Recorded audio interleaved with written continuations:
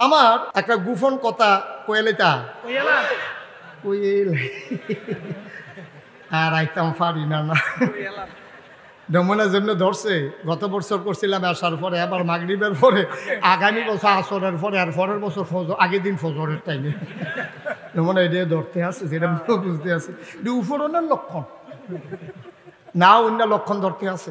আমি যেই কথা মনে আসেনি, যেই কথাটা কইতাম ইসলাম গোপন কথা হইলো, আমি আবার মাদ্রাসাত ফরনের আগে প্রাইমারি স্কুলও 5 পাস। প্রাইমারি স্কুলে আমি ক্লাস 5 পর্যন্ত পড়ছি।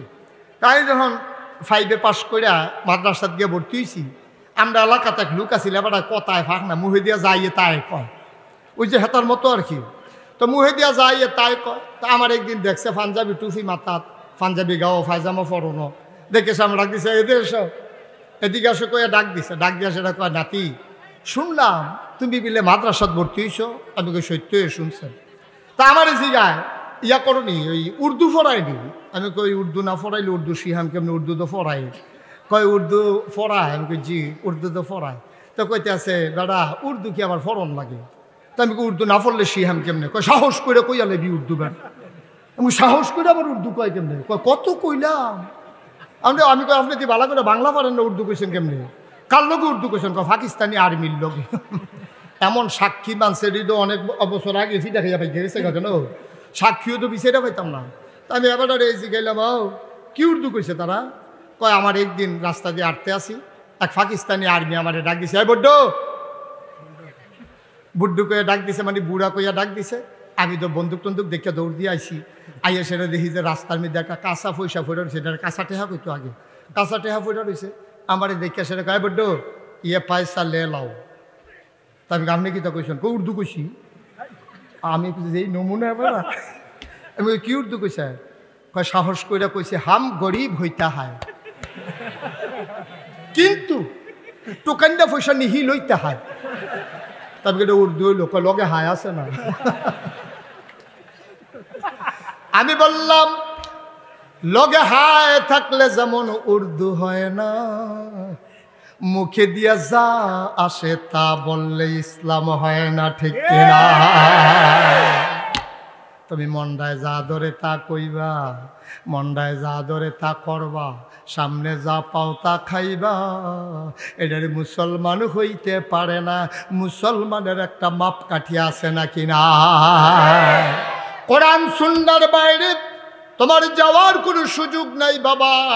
এই গণ্ডির ভিতর থেকে তোমার জিন্দেগি কাটাইতে হবে। মন যা চায় তাই করা যাবে না। আমার দেশে করে নাকি করে না? আমার দেশে মন যা চায় তা করে, সামনে যা পায় তা খায়। কিসের হালাল কিসের হারাম? আমি বলি তোমার যুক্তির নাম ইসলাম না। কোরআন সুন্নাহর বাইরে কোনো ইসলাম নাই। তোমার মন চাইলে তুমি ইসলাম মানবা, না মন চাইলে বইলা বিদায় নিয়ে চলে যাবা। তোমার মন মতো ইসলাম হবে না, ইসলামের মন মতো তোমাকে হইতে হবে, ঠিক কিনা? আমাদের মন মতো ইসলাম হবে অথবা আমাদের মন মতো ইসলাম হবে? ইসলাম হবে ওই আল্লাহ আর নবীর কথা অনুযায়ী, এর বাইরে কোনো ইসলাম নাই। আল্লাহর কথা যেমন শরীয়ত, নবীজির কথাও শরীয়ত। আল্লাহ যেমন শারে, নবীও শারে, তিনিও শরীয়ত প্রণেতা। তার কথা, তার কাজ, তার সমর্থন, তার মৌন সম্মতি সবগুলো ইসলাম। সুবহানাল্লাহ বলবেন না? ওনাদের স্বপ্ন, নবীরা যে স্বপ্ন দেখে, এই স্বপ্ন সত্য। আমরার স্বপ্নের কোনো আগামাতা নাই। আপনার স্বপ্নে কোনো বিচারে পাইতেন না, মিলে পাইতেন না। আপনি কই গেছেন কইতেন পারতেন না। এই দেহে এবার শান্তিনে খেলে রয়েছে, এই মিনিট খানিকের ভিতরে দেহে দাউদকান্দি ব্রিজের তলে খেলে রয়েছে। এই দেহে এবার রোদ ফুয়াইতেছে, এই দেহে ডুবাইয়া মাছ ধরতে আছে। এবার নিজেও বুঝেন এটা কিতা করতে আসি। একটা স্বপ্নে দেহে লাল শাক দিয়া ভাত খাইতে আছে, সোহালি ঘুমের তুইটা দেহে খেতাটা সাবাইয়া তুষ করে লাইছে। নবীদের স্বপ্ন কি মিথ্যা না সত্য? কথা কথা মিথ্যা না সত্য? আহা, কত মজার কথা, শুনতে মন চায়।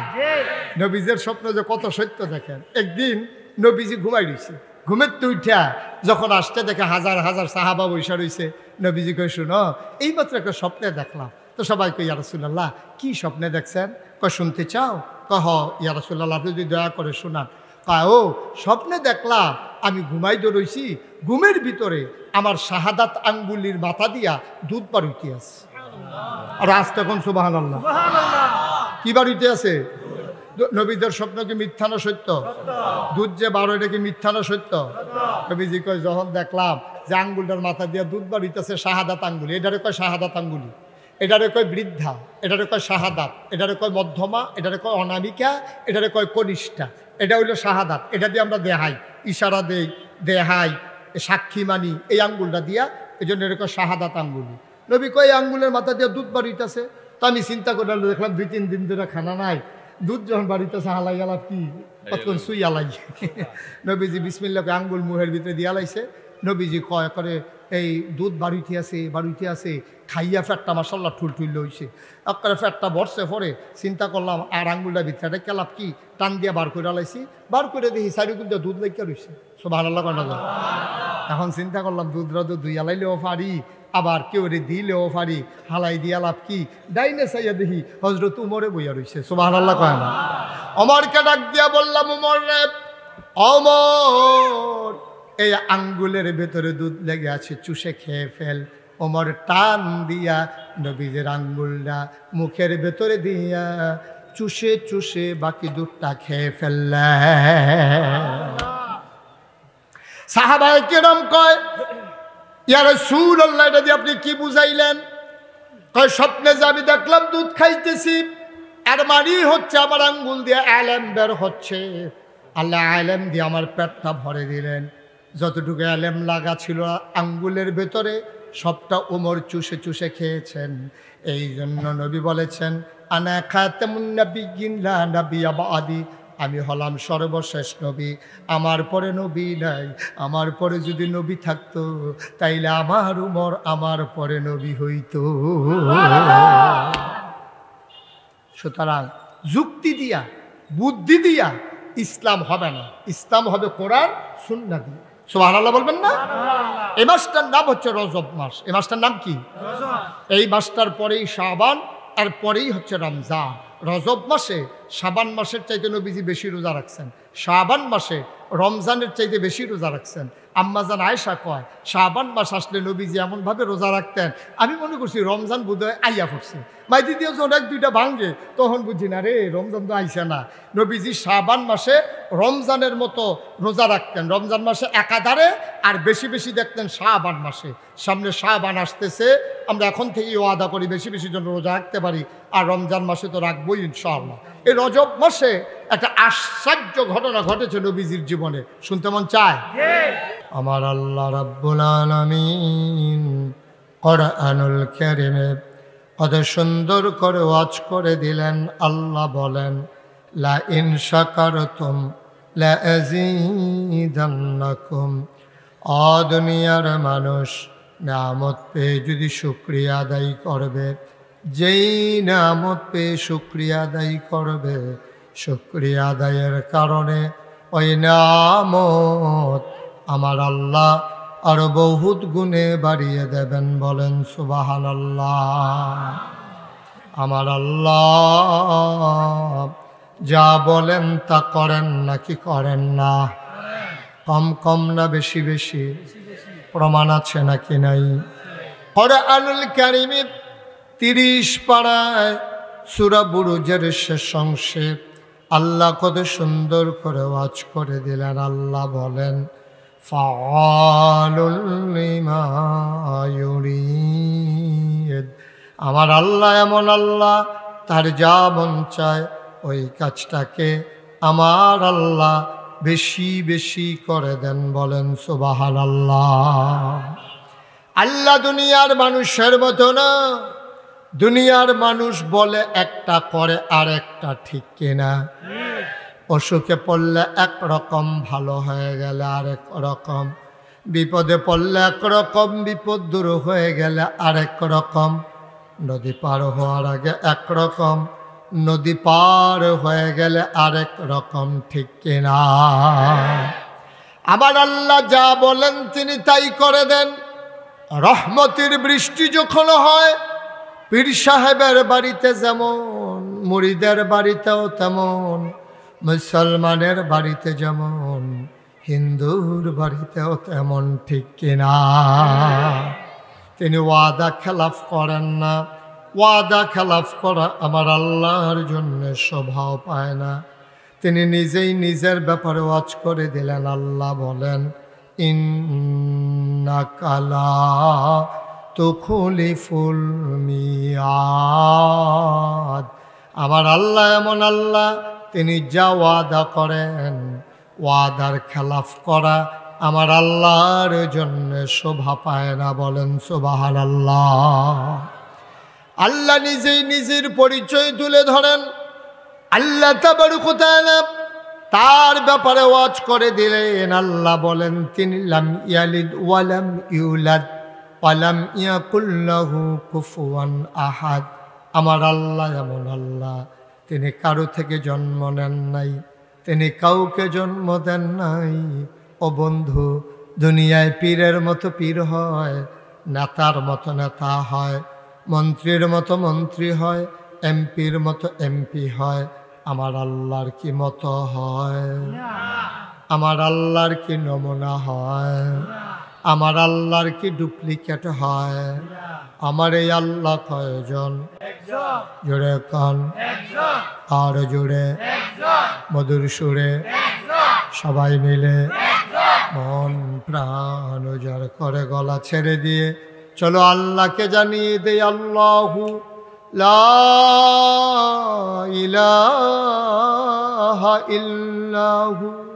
আমার আল্লাহ এমন আল্লাহ, যার মতো নাই, যার লয় নাই, যার ক্ষয় নাই, যার শুরু নাই, যার শেষ নাই, যার আদি নাই, যার অন্ত নাই, যার দিগন্ত নাই, যার ডেস্ট্রয় নাই। তিনি ছিলেন, তিনি আছেন, তিনি থাকবেন। তিনি কয়জন? সবাই চলো ওই আল্লাহকে জানিয়ে দেই, লা ইলাহা লা ইলাহা লা ইলাহা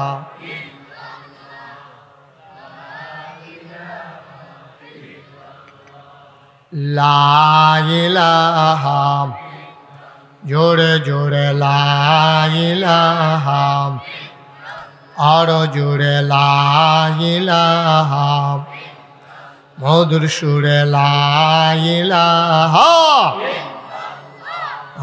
লা ইলাহা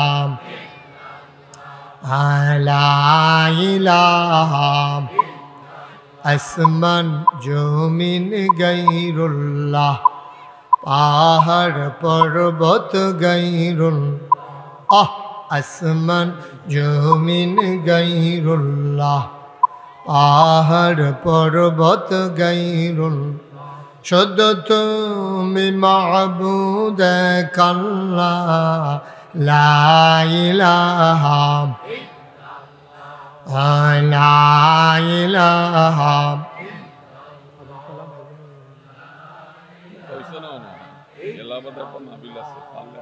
লা ইলাহা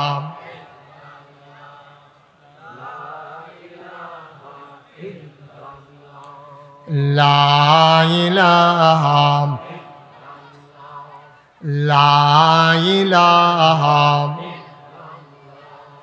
লা ইলাহা লা মাবুদা ইল্লাল্লাহ লা মাশুকা লা মওজুদা লা মকসুদা। জোরে জোরে লা ইলাহা, আর জোরে লা ইলাহা, মধুর সুরে লা ইলাহা। মাশাআল্লাহ লা ইলাহা লা ইলাহা লা ইলাহা ইল্লাল্লাহু মুহাম্মাদুর রাসূল সাল্লাল্লাহু আলাইহি ওয়াসাল্লাম। সবাই পড়েন আলহামদুলিল্লাহ। জোরে পড়েন আলহামদুলিল্লাহ। বন্ধুরা আমার, ভাইরা আমার, আমার আল্লাহ তাবারক ওয়া তাআলা এই দুনিয়ার ভিতরে আমাদেরকে মানুষ করে বানালেন। মুসলমান মন দিয়ে শুনো, এই দুনিয়াতে আমরা মানুষ ছিলাম না। আল্লাহ তাবারক ওয়া তাআলা ফেরেশতাদেরকে ডাকাইয়া তিনি ইমার্জেন্সি অ্যাসেম্বলি কল করলেন, সংসদের জরুরি অধিবেশন। তিনি ফেরেশতাদেরকে ডেকে সবাইকে ডেকে বললেন, একটা আলোচনা হয়েছিল, মিটিংয়ের একটা আলোচনার আলোচ্য বিষয়, মিটিংয়ের একটা এজেন্ডা। ফেরেশতারা জানতে চাইলেন, মাওলা রাব্বে কারীম, আপনি কেন আমাদেরকে ডেকেছেন? তখনও মানুষ বানানো হয় নাই। লক্ষ কোটি বছর আগে আমার আল্লাহ তাবারক ওয়া তাআলা ফেরেশতাদেরকে ডেকে যে আলোচনা করেছিলেন ১,৫০০ বছর আগে কোরআনুল কারীমে তা কোট করে দিয়েছেন। সেদিন আলোচনাটা কি হয়েছিল আমরা অনেকেই জানি, আমরা অনেকেই পারি। চলো সবাই মিলে পড়ি। আউযু বিল্লাহি মিনাশ শাইতানির রাজিম। বিসমিল্লাহির রাহমানির রাহিম। ইন্নী জাইলুন ফিল আরদি খলিফা। সুবহানাল্লাহ বলবেন না?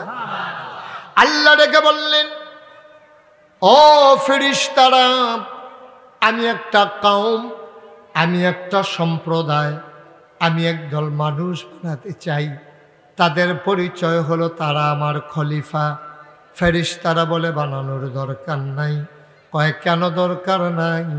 ওরা মারামারি করবে, কাটাকাটি করবে, ঝগড়া বিবাদ করবে, জমিনে রক্ত বহাই দেবে। কি দরকার মানুষের? আমরাই তো আপনাকে ডাকার জন্য যথেষ্ট। আল্লাহ তাদের বুদ্ধি মানলেন না, যুক্তি মানলেন না। তিনি সুন্দর করে বুদ্ধিপূর্ণ জবাব দিয়ে দিলেন। আল্লাহ বলেন, ইন্নী আ'লামু মা লা তা'লামুন, আমি যা জানি তোমরা তা জানো না। বলেন সুবহানাল্লাহ। মানুষ বানানো হয়ে গেল। তাহলে প্রশ্ন হলো, মানুষ বানালেন কে? সবাই বলতে হবে, কে বানালেন? জুড়ে বলতে হবে, কে বানালেন? মানুষ। আল্লাহ বলেন, আমি মানুষ বানিয়েছি। ইন্নী জাইলুন ফিল আরদি খলিফা, আমি প্রতিনিধি, আবার একটা কওম, আমি একদল মানুষ বানিয়েছি। কোরআনুল কারীমে সবচেয়ে বড় সূরা সূরা বাকারায় আল্লাহ কত সুন্দর করে ওয়াজ করে দিলেন। আল্লাহ বলেন, ইয়া আইয়ুহান নাস, হে দুনিয়ার মানুষেরা, উবুদু, তোমরা ইবাদত করো।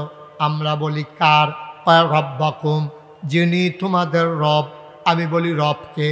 লালনকারী, পালনকারী, জীবনদাতা, বিধানদাতা, হায়াতদাতা, মৌতদাতা, যিনি রহমান, যিনি রহিম, যিনি সত্তার, যিনি গফফার, তিনি আইয়ুব, তিনি ওয়াদুদ, তিনি প্রেমময়। সুবহানাল্লাহ গায় না? যিনি মানুষকে তিল তিল করে বড় করলেন, মানুষকে মানুষ বানাইয়া উপাধি দিয়ে দিলেন আশরাফুল মাখলুকাত, সৃষ্টির সেরা জাতি, সৃষ্টির সেরা সৃষ্টি হলো মানুষ। আর একদল বাংলাদেশে এখন বুদ্ধিজীবী নামের কলঙ্ক। ওরা বাংলাদেশের 6 আর 7 বইয়ের ভিতরে সমাজ বিজ্ঞানে ঘোষণা দিয়েছে মানুষ নাকি বানর থেকে তৈরি। জোরে বলবেন না? আমরা বানর?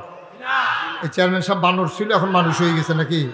তাহলে আমরা সব বানর ছিলাম, মানুষ হয়ে গেছি। আমি জিজ্ঞেসছিলাম যে ভাই, তো বান্দরতে মানুষ হইলো কেমনে? কয়েক রহস্য আছে। কেমনে এটা? কয় সমুদ্রের ভিতরে পানি ছিল, পানির ভিতরে শ্যাওলা হয়েছে, শ্যাওলার থেকে ব্যাঙের ছানা হয়েছে, ব্যাঙ পানি থেকে লাফ দিয়ে শুকনো উঠতে গেছে, লাফাইতে লাফাইতে বান্দর হয়ে গেছে গা, সাইড ফাওয়ে আর তুলেছিল, সাহস করে 2 ফাওয়ে খেলিলেছে, গসার লোকে লেঙ্গুর নাই, মানুষ হয়ে গেছে।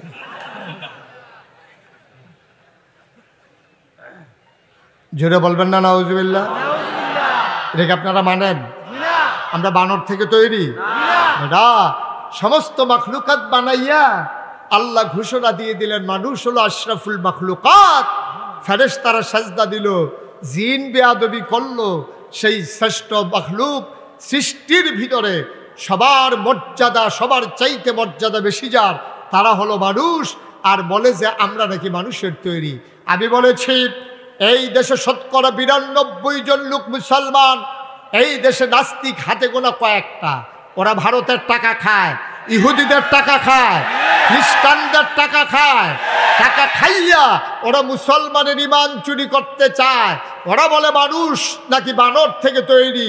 আমি বলেছি ঢাকার রাজধানীতে শীততাপ নিয়ন্ত্রিত কক্ষে বসে পুলিশ পাহারায় ইসলামের বিরোধিতা করা সম্ভব। পাল্লা বেতুয়ার জমিনে এসে বলো পিঠের চামড়া নিয়ে ঢাকা যাওয়া যাবে না।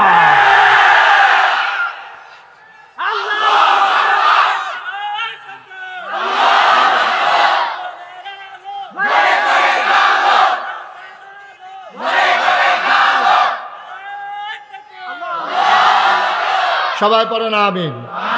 আমরা বিশ্বাস করি না তাদের এই ফর্মুলা অনেক আগেই গোটা বিশ্বের সমস্ত বিজ্ঞানীরা, দার্শনিকেরা ঐতিহাসিক এই মতবাদকে তারা আস্থা করে নিক্ষেপ করেছে।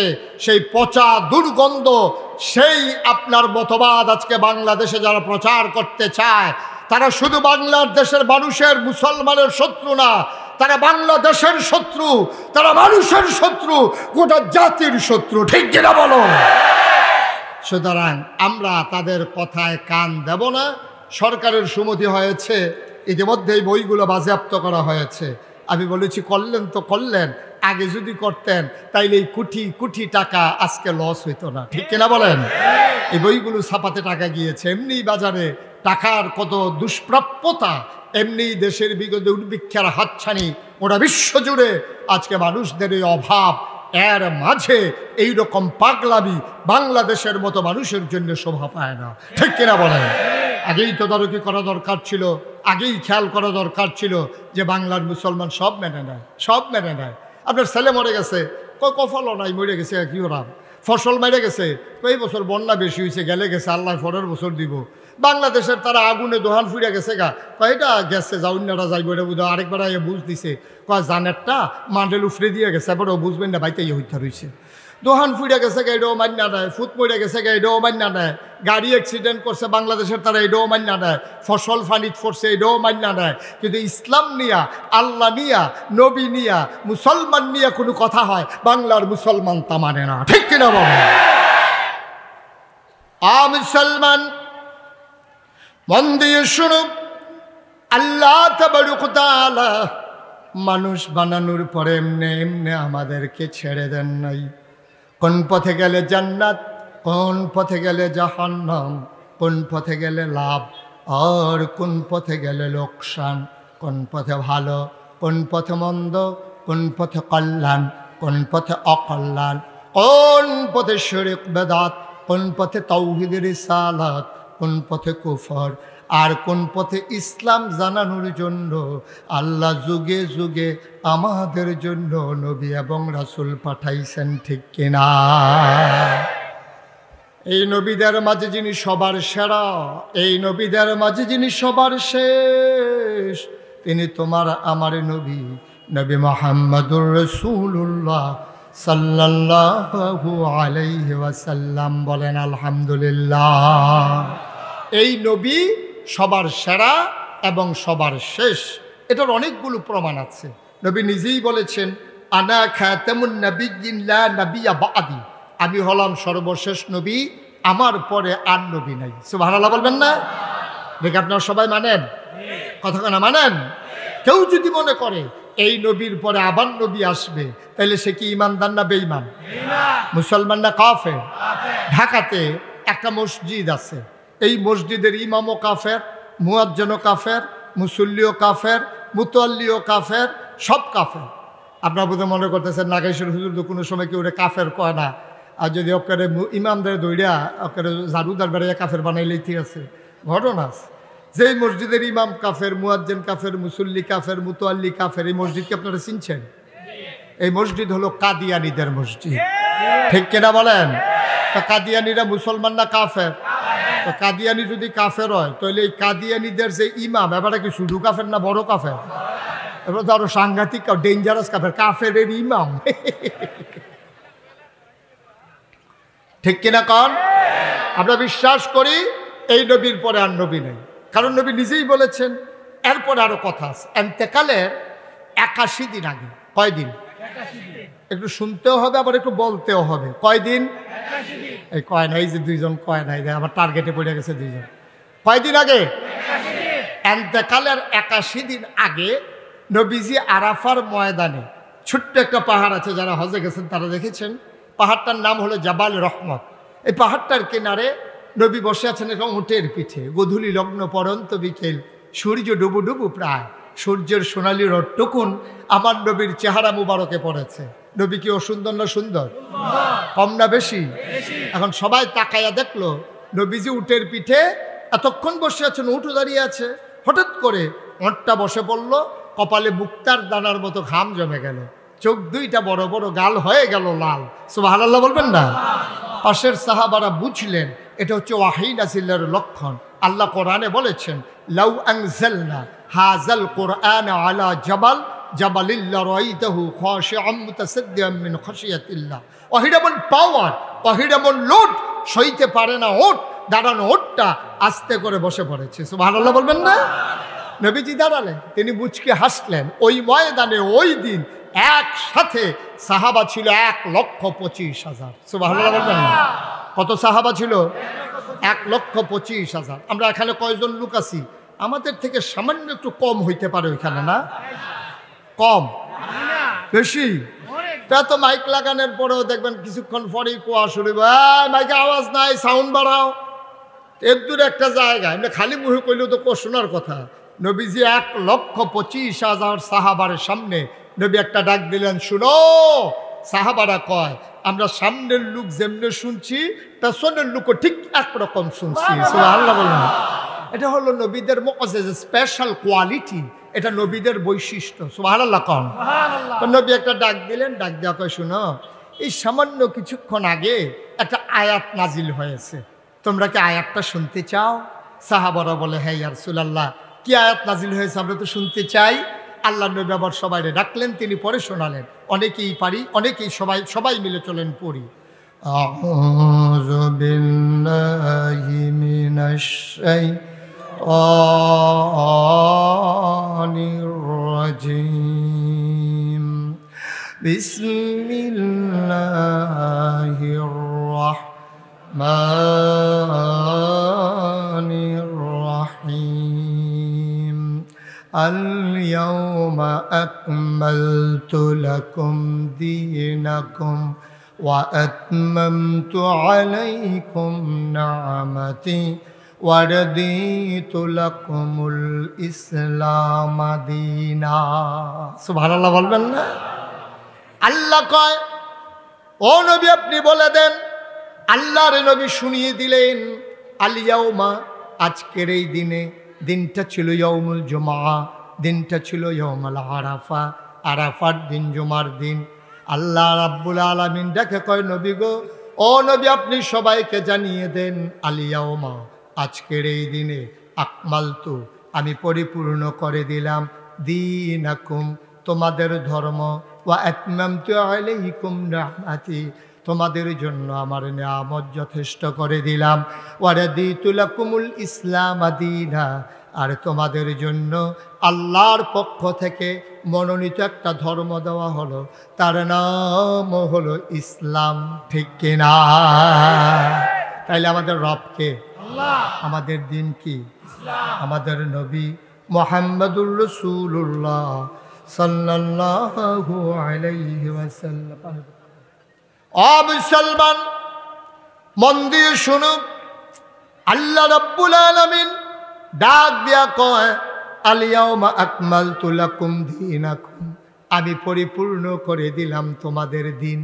বেতুয়ার মানুষ, সুলতানপুরের মানুষ, নবিয়াবাদের মানুষ, ও হাড়িখোলার মানুষ, মেলগেইটের মানুষ, চান্দিনার মানুষ, দেবিদ্বারের মানুষ, মন দিয়ে শুনুন, পরিপূর্ণ কারে কয়? পরিপূর্ণ মানে হচ্ছে সমান সমান। মনে করেন এই যে এক বোতল পানি, পরিপূর্ণ মানে হলো একটা ফোঁটা কমও না বেশিও না। যদি সমান সমান হয়, এখান থেকে যদি আমি এক ঢুক পানি খেয়ে ফেলি, সমান সমান থাকবে না কমে যাবে? কেউ যদি আইনা এক কোষ দেয়, ভেতরে থাকবে না বাইরে পড়ে যাবে? তাইলে সমান সমান মানে হলো বেশিও না কমও না, একেবারে কানায় কানায় পূর্ণ, ঠিক কিনা? এটা কয় সমান সমান। আকমেল তু, পরিপূর্ণ করে দেওয়া। তাকমিল মানে একেবারে সমান সমান, এক ফোঁটা কমও না এক ফোঁটা বেশিও না। খাইয়া লইলে কইমা জিজ্ঞায়, দিলে আবার বাইয়া পড়ে, এটারে কয় সমান সমান। মনে করেন আমি এই মাহফিলে যখন আসলাম, আমার আদরের সফিউল্লাহ আমার খুব মহব্বতে, তাই আমি মনে করি ওনাদের ঘরে গিয়ে বসছি, সফিউল্লাহদের ঘরে। তাই আমি বললাম, সফিউল্লাহ তাড়াতাড়ি করেন, আমার এক গ্লাস পানি দেন। তো সফিউল্লাহ ভিতরে পানি আনতে গেছে। সফিউল্লাহর ওয়াইফ আমার এই সফিউল্লাহর ডাক দেওয়া, পানি নেন কার জন্য? কয় নাগেশের পিসা হুজুর মুশতাক ফয়েজি ভাই আসছে, উনি পানি চাইছে, পানি দিতে আসি। আহা, আপনার কথা কি কমু, পানি চাইছে বলে পানি দিবেন? উনি মেহমান না? ঘরের ট্যাঙ্ক আছে, একটু ট্যাঙ্ক দেন।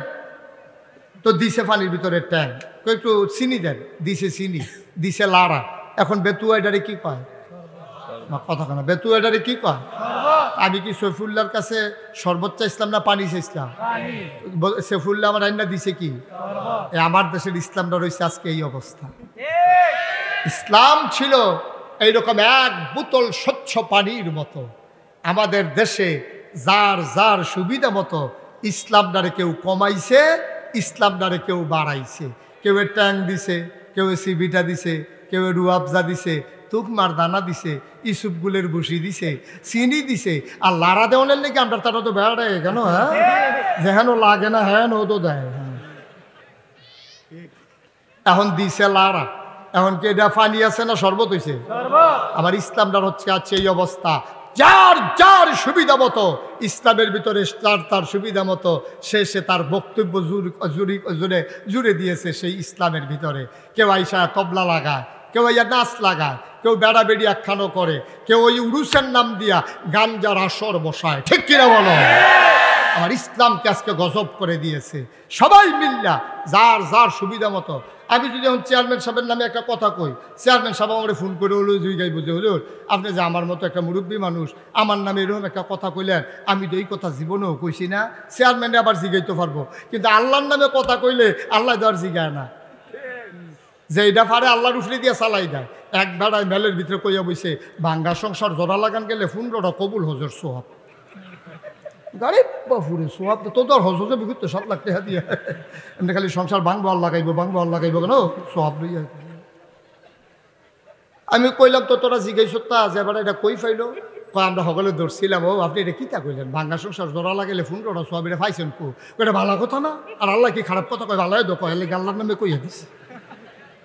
আল্লাহ তো আর জিগায় না ফিরাইয়া, মানুষের নামে কথা কইলে না মানুষের দৌড়া জিগায়, কিন্তু আল্লাহ তো আর জিগায় না, কইতে সুবিধা ভালো। নাউজুবিল্লাহ বলবেন না? ইসলাম দাদা আজকে গজব করে দিয়েছে। কেউ কমাইছে, কেউ বাড়াইছে। হুজুরার ভিতরেও কেউ আছে দেখবেন এক ফিসা বেয়া কয়েক রহ, আরেক ফিসা বেয়া কয় আরেক রহ। আমি বলি তোমরা তো বেহতা রইছু গেরি, আগে তো খেত বাজাল দান হইতো, এরপরে যখন ইরি দান হইছে কেউ আর বাজাল লাগায় না, ইরির মধ্যে লাভ দেখ খেলাইছে। আমরা তারা আগে মোবাইল ছিল না, এখন মাসাল্লাহ রিক্সা হলেও মোবাইল চিনছে। তুমি সব বুঝো, টেহা চিনো, মোবাইল কেমনে চালান লাগবে সেইটা বুঝো, তারপরে বিদেশ কেমনে কথা কন লাগবে সেইটা বুঝো। অডিও না ভিডিও সেইটাও দেখছো তুমি, তুমি সব বুঝো। ইসলামটার বালাইলে বুঝে না, তুমি এত সহজ সরল, তুমি সব বুঝো, ইসলামও বুঝো। ভাবদটা রয়েছে হুজুরের উপরে চালাই দেওয়ানের লেগিয়া।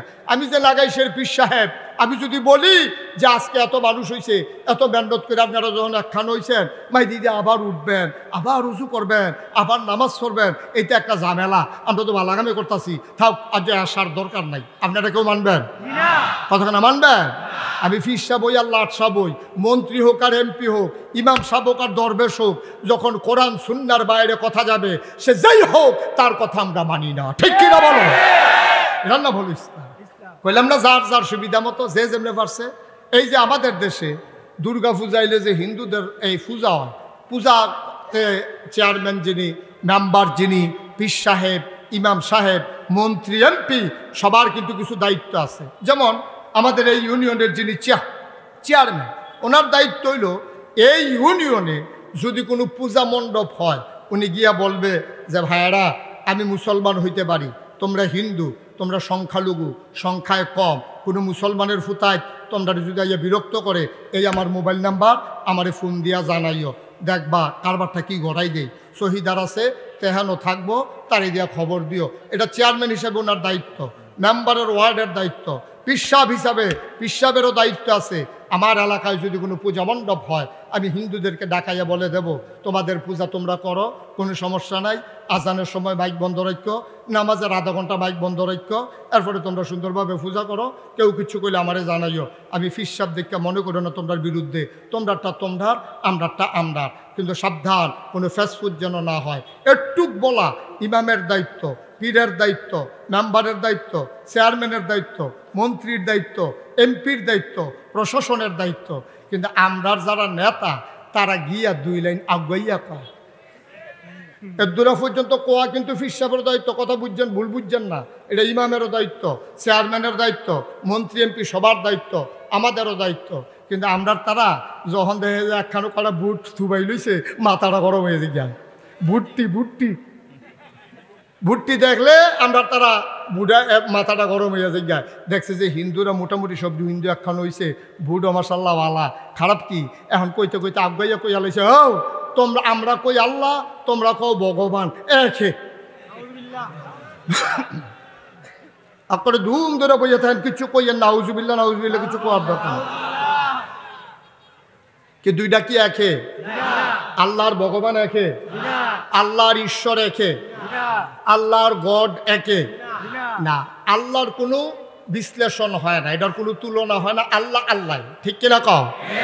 এদূর কইলেও তো মনটারে বুঝ দিতাম, আরও কয় তো এদূরে তো কয় এরপরে আর কত 2 লাইন আগাই জিজ্ঞা, এরপরে 2 লাইন আগাইয়া কিতা কয়, শোনো তোমরা আর আপনার ধর্ম এটি সব মিলে একে, কেউ আল্লাহ কয়, কেউ ভগবান কয়, তোমরা দুর্গা পূজা, আমরার কুরবানি, কোনো সমস্যা নাই, ধর্ম যার যার, উৎসব সবার, চলো সবাই মিললে আনন্দ করি। জোরে কইতেন না নাউজুবিল্লাহ?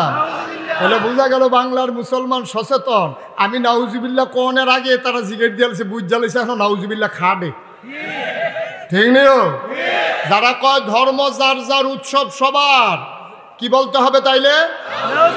মাশাআল্লাহ। এই কথাটা কি কোনো মুসলমান বিশ্বাস করতে পারে? বিশ্বাস করলে তার ইমান থাকবে, বিশ্বাস করলে ইমান থাকবে না। আমি তো সব জায়গাত কই, লুঙ্গিটা খুললা ফুটে গেলে গা টের পাওয়া যায় লাল্লা রাইয়া ফুটে যেতে আছে, আরেকবারে দেখা কয় তোমার লুঙ্গি খুললা যে গেতে আছে, যারটা খুলে তেও বুঝে, যারা দেহে তারাও বুঝে। ইমান এমন একটা জিনিস, এটা যারটা যায় তেও টের পায় না, যাদের সামনে যায় তারাও টের পায় না। এই কথাটা বলার আগে মুসলমানের সন্তান পূজা মণ্ডপে যাওয়ার আগে তার ইমান ছিল, যেই মাত্র বলছে ধর্ম যার যার, উৎসব সবার, এই কথা বলার সাথে সাথে মানুষটা বেঈমান হয়ে গেছে, ঠিক কিনা বলো? গেছিল ইমান লইয়া, বারুইছে কথা কয় না তো, গেছিল বারুইছে কথা একটা কইলে সরবো। বেড়া গরু খাওয়ন হারাম না হালাল? গরু খাওয়ন হালাল, এর লেগে কি তুই ল্যাঞ্জার লুম বেড়ে খেয়ে নিবি? তুই গরু খাওয়ন যে হালাল, এটাও তো কিছু বাসকারা দিয়া খাওয়ান লাগে, এতে ল্যাঞ্জার লুম কানকুটি বেড়াই ইয়াতে খাওয়ান, সে কবে জানি সিংড়ি বাইকটা বর্তমানে ইয়া খাই দিই অসভ্য। গরু খাওয়ান তো হালালে, কিন্তু এটাও কিছু বাসকারা দিয়া খাওয়ান লাগে। সুতরাং সামনে যা পাও তা খাওয়া যাবে না, মুখে দিয়া যা আসে তা বলা যাবে না, মন যা চায় তা করা যাবে না, ঠিক কিনা কন?